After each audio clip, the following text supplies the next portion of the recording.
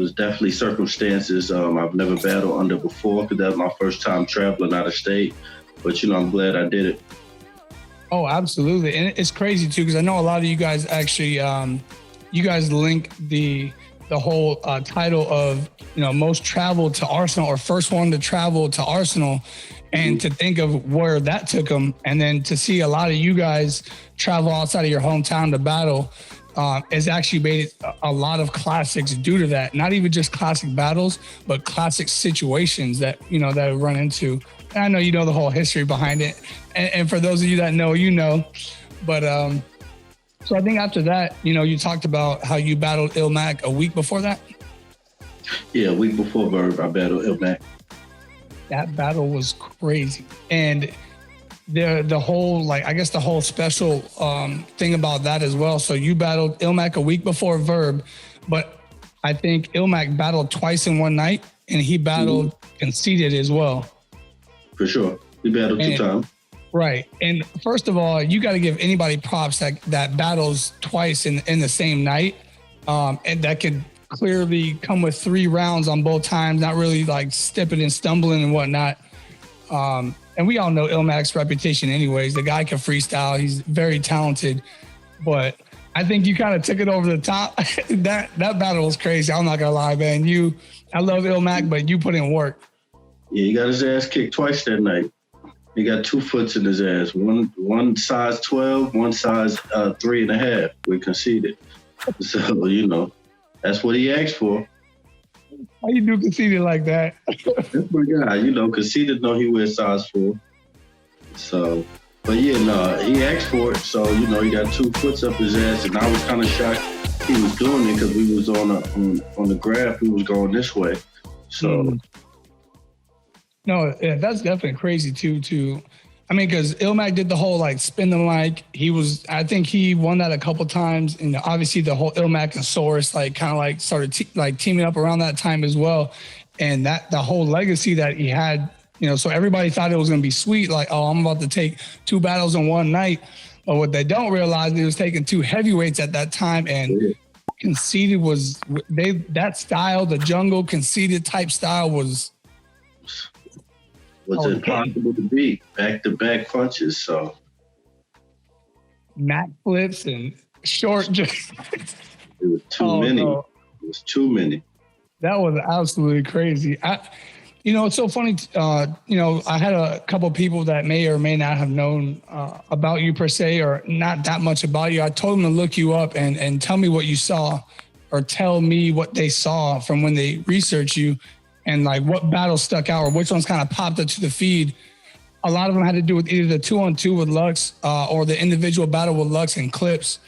But I've been trying to debate over the time we'll reschedule this meeting to what I thought my favorite battle with you was.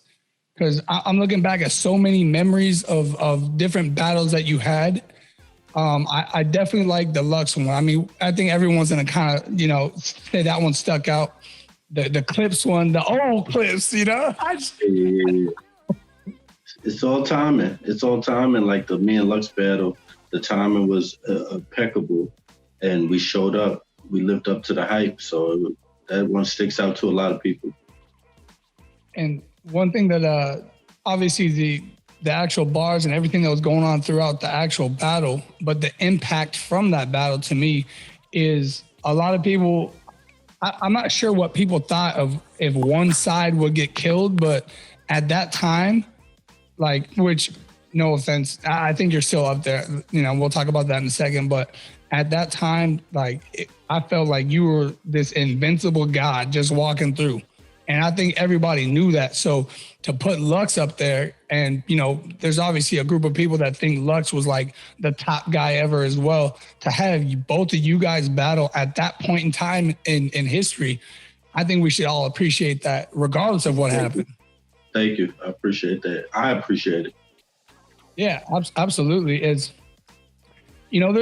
other than just the battle rap aspect, there's other things that I like to watch for whenever I'm watching anything, battle rap, music.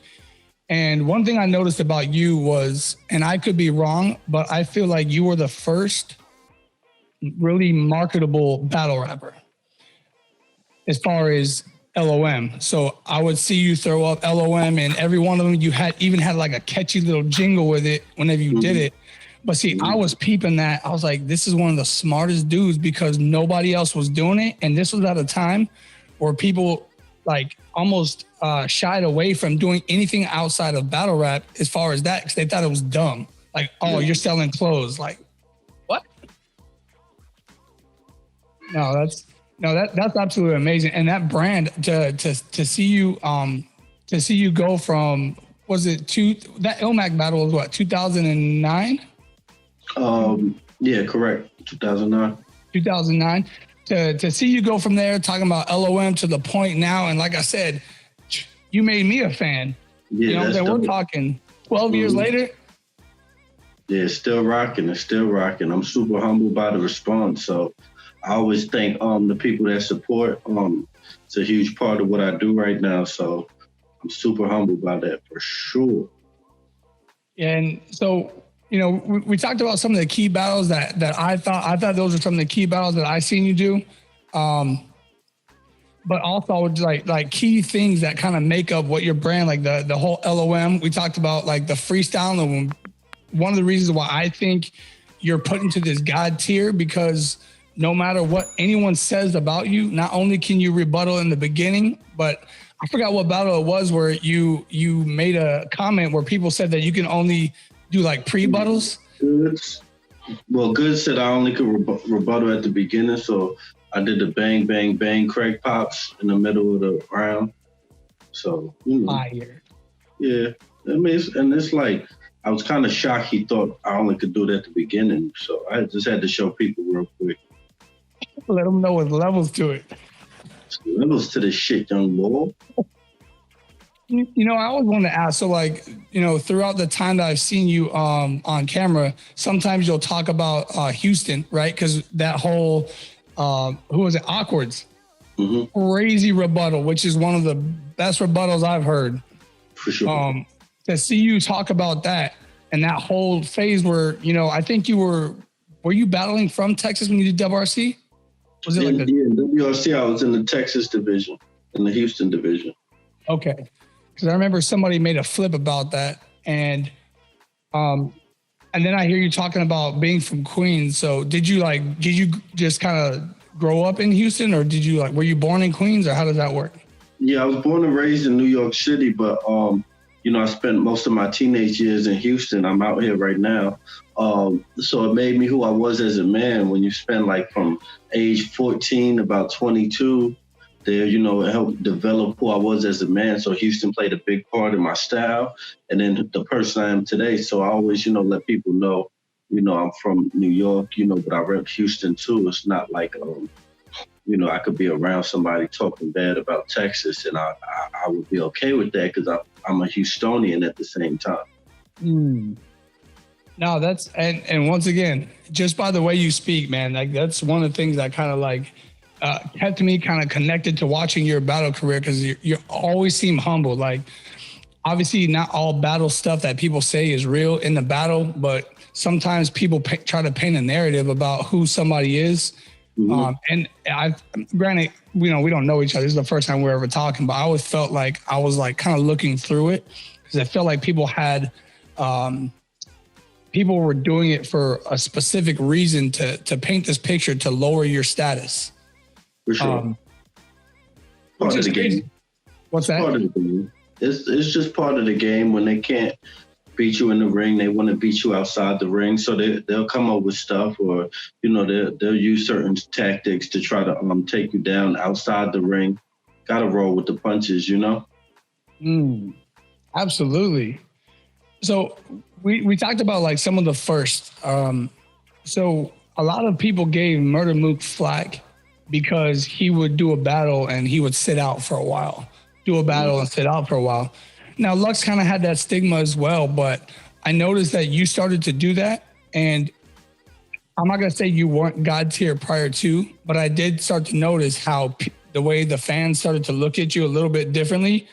And not necessarily that they were just now anticipating for you to come back, but I felt like people were starting to put you at this level that I had never seen at that moment.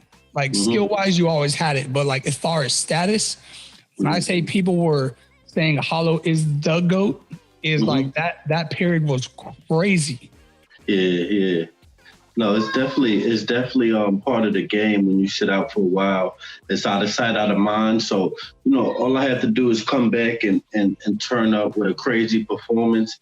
And it's right back there. You see the same with Mook and Lux. If Lux comes back and has a total slaughter performance, it drives the point even further. But if he comes back and has a performance like he did against me, it propels him back to, GOAT status or wherever. So it's just part of the game. You sit out for a while, they're going to start to, and then also, I got to take accountability. I'm not coming off of some of my best work sitting out. If I was coming off of some of my best work, I'd be able to sit out a little longer with less flack. But, it comes with the territory. So, my next performance, all that stuff will be voided. That's actually a great point that you bring up. I'm trying to think of, now, I don't want to bring up specific names because I don't want to see, I'm not the type of person to even try to attempt putting shade on anyone. I respect everything that you guys do. And I know how hard it is because I tried to put together one line and it was trash. Nah. Oh, man. So we talked a little bit about what I see in you as a battle rapper. I see freestyle ability, adaptability, rebuttals, and great angles. I like some of the angles that you took with Lux, but some of the rebuttals that you did, you kind of talked about the one with Goods. I thought was absolutely dope. The one that you did with Lux and the okay, Eddie Murphy jacket. Yeah. Crazy. When he took that jacket off, I knew it was a wrap. Yeah, it was perfect timing. I'm trying to think if there was one more that you. What's his name? Philly Swain. Call of Duty. Oh my. Yeah, I got some legendary ones, man. I'm definitely glad that the game embraced that part of battle rap because when I came into Smack, it was only grind time. More cats on the, I guess you would say, nerd side or however they want to place it. But the street cats weren't rebuttaling and freestyling. And when I came to Smack, I didn't invent it, but I brought that to Smack because nobody was doing that over there. And now, everybody does it on Smack, Once again, now you can say, I'm saying innovator. You know what I'm saying? That is so crazy because I remember that. Who was it that said something about you like the freestyle? That's what Verb said. You like the freestyle, like the improvise. Mm-hmm. Which now you look back at that, how many people would that actually fit? Yeah, he was clowning it. He was clowning it back then. Yeah, and look how many people. First of all, in order to truly give the respect to people that rebuttal, you got to look at the people that stumble and choke trying to rebuttal.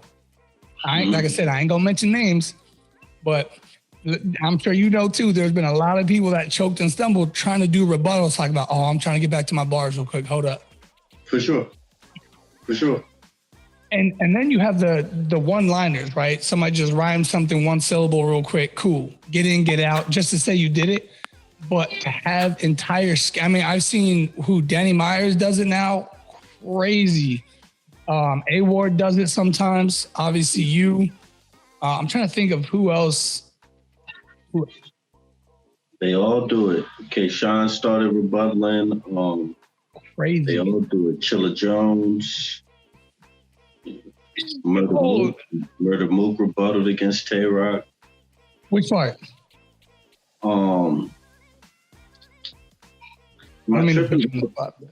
I could have sworn Mook freestyled in that. I only seen that battle once.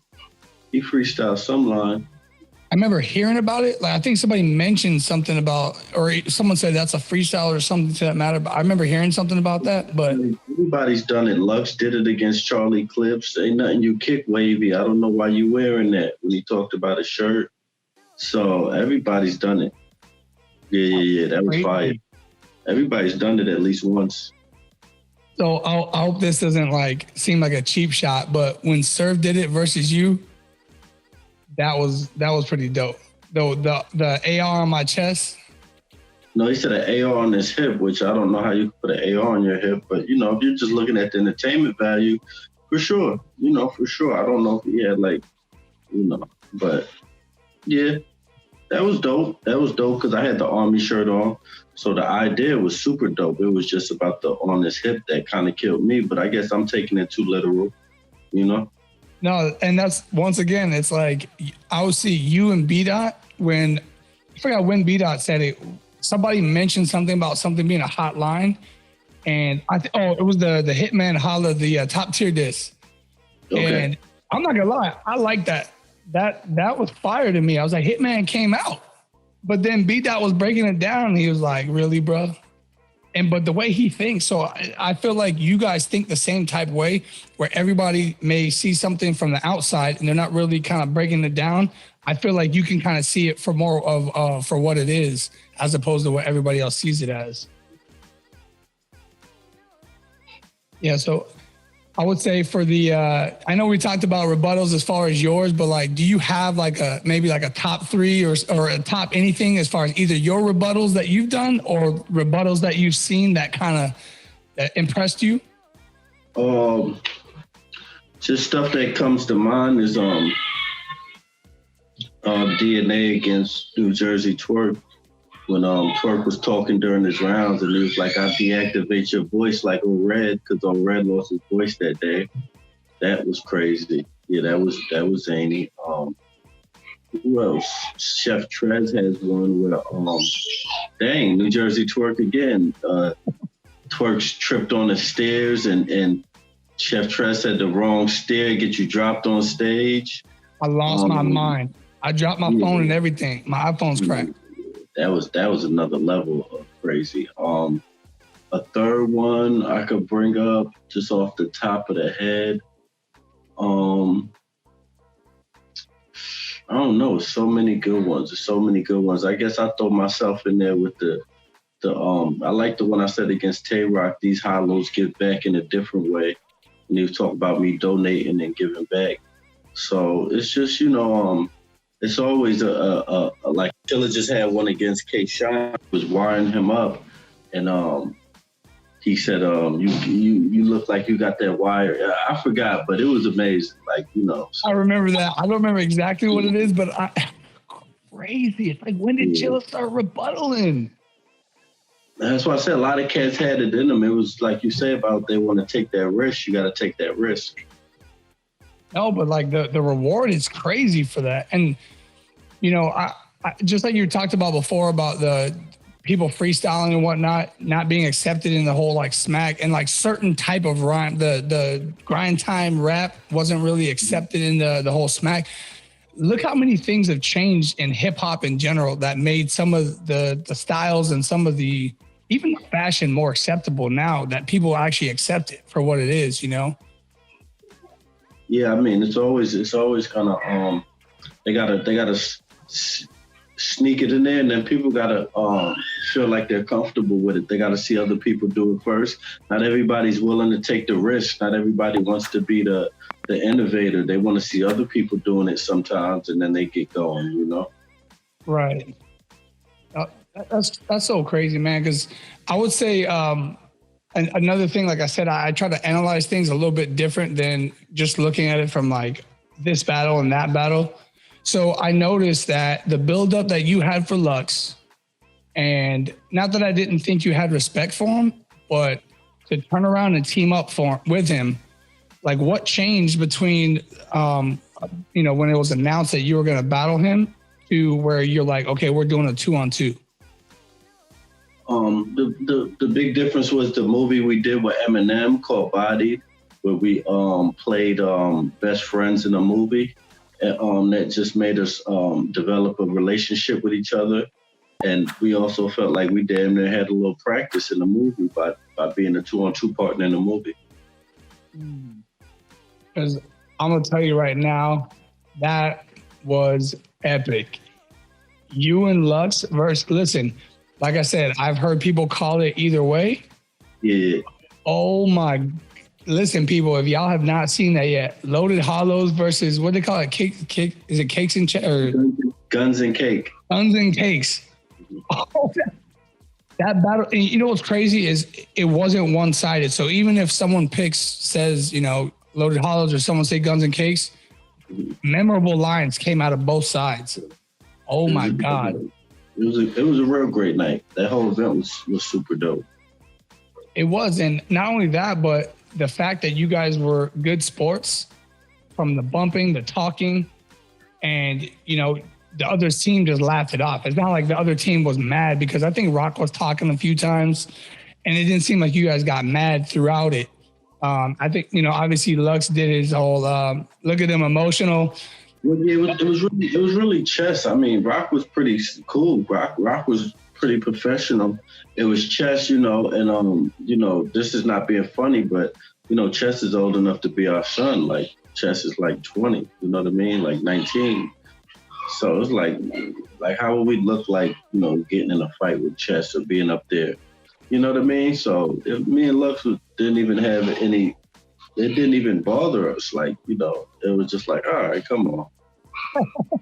You know? So I'm sure you know a little bit more of the background better than me, but I don't know if you're allowed to tell me this, but was that a rebuttal that they did about the whole Energy Soul separately? Yeah, that was. Oh my. Yeah, Chess rebutted that. That was dope.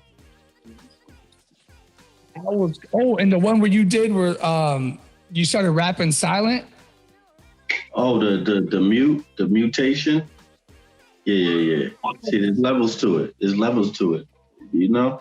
Uh-huh. That was crazy. And honestly, I don't even want to ruin the magic, because I don't know if it seems like you just came up with that on the spot, or I don't know if that you just had something in the back of the head and you slipped that in, because I noticed that you went back to your rhymes again after that. But yeah, that was genius level writing, and like just being a practitioner. That was crazy. Like how? Wow. I mean, when you do it so long, it becomes second nature. Now that I've been doing this so long, I can understand maybe how certain stuff, you know, if you speak of like people like LeBron or people like Mayweather who've been doing their sport so long, they do incredible stuff and it seems very normal. And to them, you know, it'll probably seem normal to them, but to the average eye, it's like, oh my God, like this is crazy.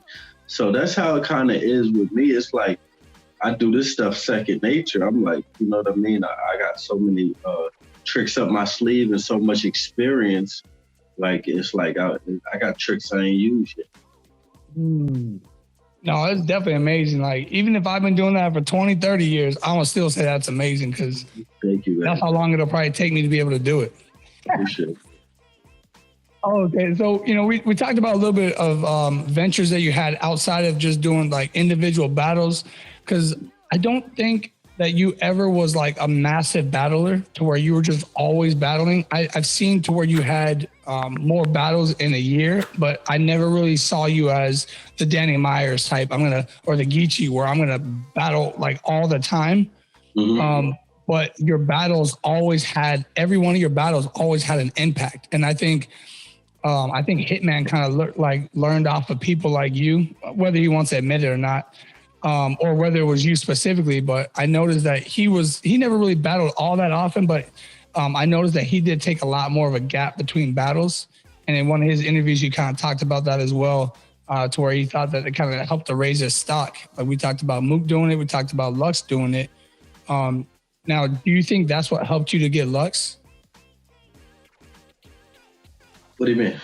Like as far as, I'm pretty sure you like I said, skill wise, I think you've always been up. Well, I see you up there, but do you think taking a few battles off? No, I mean, when me and Lux ended up battling, I wasn't even utilizing that strategy.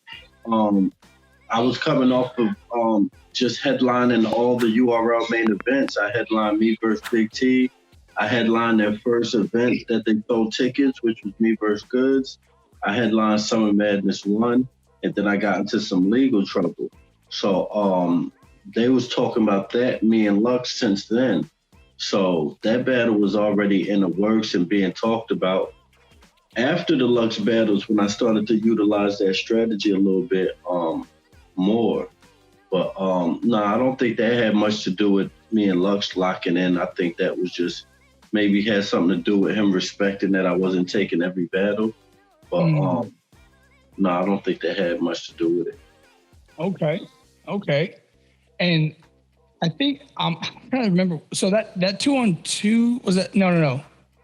Was that 2-on-2 your last battle, or was it your battle with Math your last one? I'm trying to remember. Like, it was my last battle. The 2-on-2.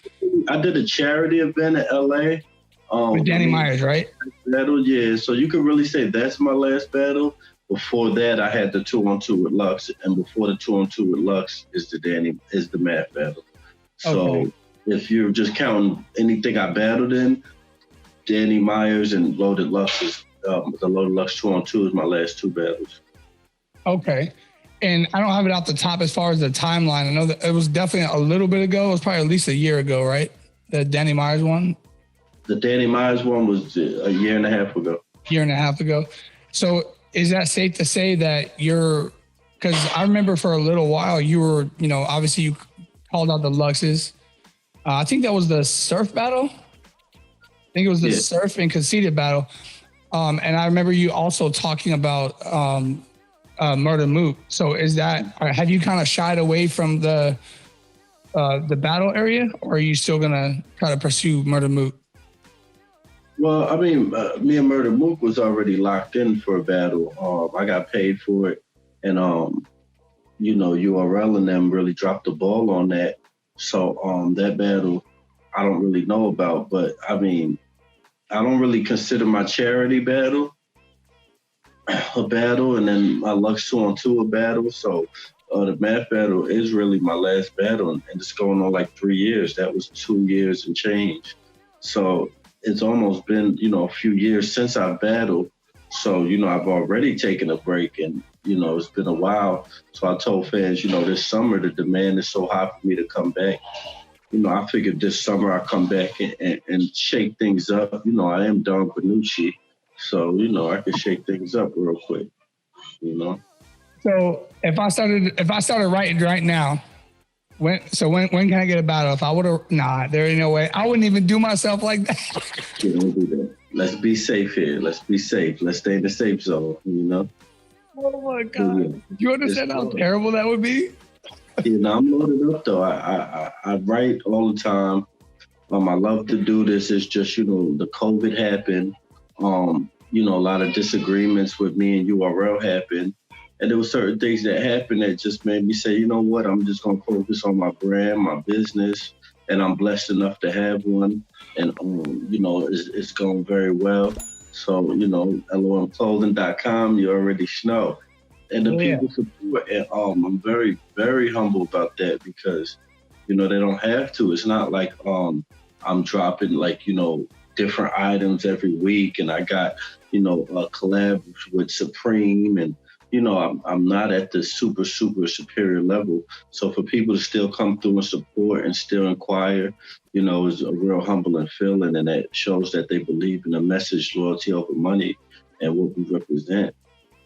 So I love it. And the cool thing is, because I remember originally in the beginning of the URL, it was about individuals and just the people from your town. But to see other people rocking LOM, I think Nitty had it on.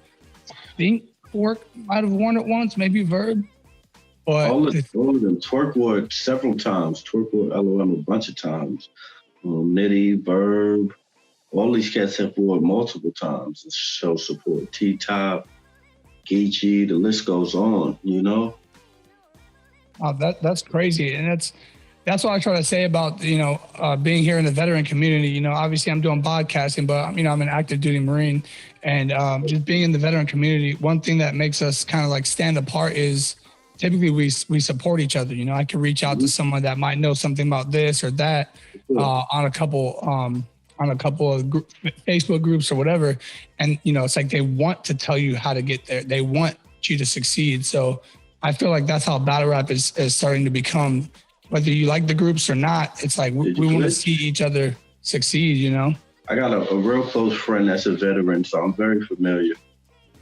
Oh, absolutely. Hey, well, like I said, shout out to you. And I truly appreciate the opportunity. Like this was huge. I think I originally messaged you. I'm sure it was like over a year ago. I was just asking some questions about LOM, and it's like I was finally able to get it. Just had to deal with some financial stuff. I knew I always wanted to get it. And I think this was at the time you were talking about LOM and hidden label clothing. I'm not sure if you're still doing that. Yeah, Hidden Label was a high end brand, and it's very very expensive to do cut and sew overseas. So the plan was like to re up as soon as things started taking off, and it's very difficult to juggle the brand I already got, supporting my family, battle rap, high end brand. At that same time, I had a nonprofit that, I still do those charities. I just don't do it under the 501c, but I still, do the same work. But it became very difficult. So Hidden Label is not officially like up anymore, but I still have plans to continue it just when I get the finances as far as, when I first launched Hidden Label, we invested close to 40,000 into that brand, because you gotta get everything from, you gotta pay, like this jacket right here. If this was cut and sew, we would have had to pay for the buttons separately. We would have had to pay for this material, like the little fake fur. What is this, goat fur? We would have had to pay for this separately, and then we get the jean jacket made. And it's all made from scratch. And we was doing that with every item. And then we was getting the highest quality of everything we could get. So, I really felt like my demographic wasn't able to be supportive enough, because mind you, these are $150 hoodies sometimes. And it's very like considered high end in the battle rap community, and especially in the streets. So it was something that I think was an amazing idea. It was just I should have had a better idea of my demographic. You know what I mean? No, I know what you mean, because, like I said, I always hear you talking about business, and that's what made you stick out to me amongst like a lot of people with like similar type talent. You're always talking about the whole business. Who was it? Where you were talking about get an LLC? Charlie Clips. There we go, because he did the whole. You had the shirt. You brought out the shirt. Yeah, I had. Like I lied. Yeah. No, that definitely made it stick out. That's awesome, man. It's definitely inspirational to those of us that are trying to do something different. Obviously, as you see me, I'm solo dolo trying to do doing a podcast and everything, and I love what I do. So I think that just that desire and the passion that I have for that is going to carry me far. But people like you taking time out of your day to give back, because you definitely didn't have to do this.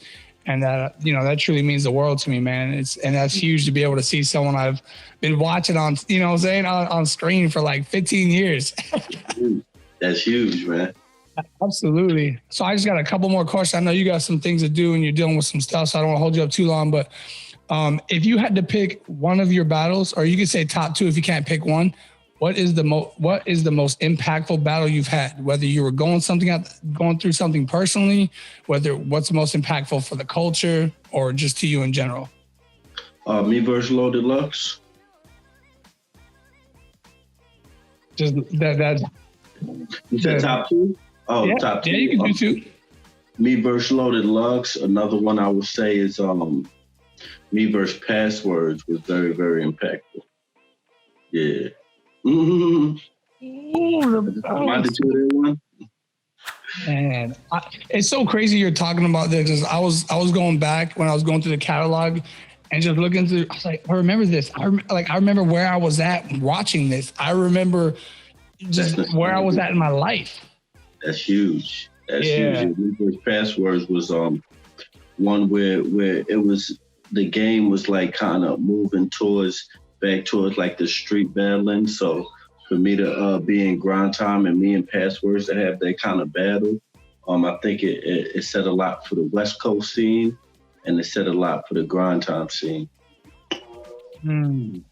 Yeah, because I remember watching some old videos of Password when he was like freestyling. He was like a kid or something. He was like 13 or 14. I don't know if you've seen it. It was like some video where he was just, I think he had braids or something, just freestyling. Like this? I think so. He was just freestyling. That dude is talented, man. Like, that dude's a beast. I think he did some spin the mics too, but he was around with like the whole Ilmac, like that whole time frame, man. Good. For sure. Oh, it's like memories, man. I love it. You know, Pass is a legend, man. He's a legend. Absolutely. So one question I've always wanted to ask, because like I said, I see like how you're moving, and I kind of like, I pay attention to these things from the clothing, the brand. But have you ever thought about doing your own type battle, like whether it's battle league or battle brand specifically? Of course, people have approached me with it, but it's not something that I'm super passionate about. And I aim to, you know, put my energy towards a passion or something that really is gonna make my heart sing while I'm doing it. And battle, I love battle rapping, but I don't love dealing with battle rappers or booking venues, and you know, that's not a passion of mine. Right. No, that makes sense. It's like it's just not for everybody, you know. It's like not every you know, you see a lot of football players or basketball players, they become commentators or they become, you know, coaches or something, but it's just not for everybody. Some people will do it, some people won't. Yeah, that's something I'm aiming to teach my son now and help enlighten him. Like some stuff, you know, you just want to be a fan of. You don't want to, you know, aim to do everything you like. You know what I mean? Some stuff you're just a fan of, and some stuff you have a passion about. That's great, right? I'm gonna probably clip that, to be honest. That's absolutely true. Like, you know, some people coach, some people play. You know, it doesn't make one better than the other. It takes both to make it, you know, to make it work. So, for sure, absolutely. All right. Well, you know what I'm saying? I just want to say I appreciate your time, man. It's in, you know, Veteran Influencers Podcast, the brand itself, it means an extreme amount to have someone as your stature to be on our platform and to grace our platform. And hopefully you'll be able to, one of the ideas behind having civilian guests is to help to bridge the gap for the veterans and the civilians. So is there anything you want to say to your veteran watchers out there, supporters that may have not known who you were before? Well, I want to, first and foremost, I want to say a big reason why me and my boy get along so much. I mean, he's a veteran is because, you know, while y'all were going overseas, a lot of y'all out of high school, you know, I was going to the penitentiary and I ended up in the system. And it's a very similar format of being in prison and being over there, where it's all men, you know, make up your bed in the morning, you got a strict schedule. And we're able to bond like that because we both got fucking dramatic experiences from that, right? We're both fucking fucked up in the head a little bit from the shit we might have seen or been through, or so, you know, it's a lot of us that could relate to y'all. It's just about us opening the line of communication.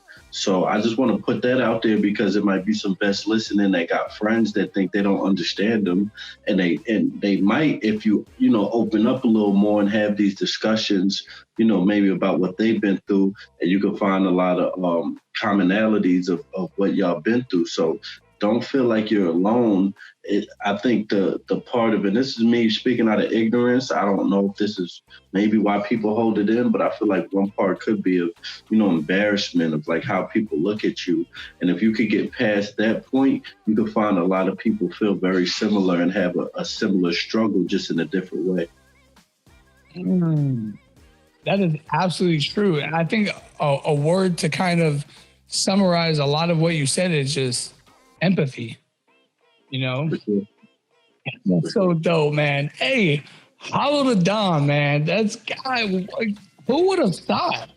Who would have thought? Anything's possible, man. Put hard work towards it, dedication, make it happen. I can still see it, and I will kill awkwards. What are we talking about? Legendary. One of the greatest. Oh. I will kill legendary. That was legendary.